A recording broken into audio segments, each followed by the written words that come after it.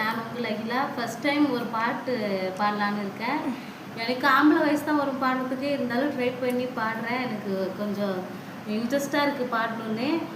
பிடிக்கலன்னா சப்ஸ்கிரைப் பண்ணுங்கள், பிடிச்சா லைக் பண்ணுங்கள். மொத்தத்தில் உங்கள் வீட்டுக்குள்ளேயே என்ன மன்னிச்சு இந்த பாட்டை கேட்டு லைக் பண்ணிக்கோங்க. வாங்க வீடியோக்குள்ளே போகலாம்.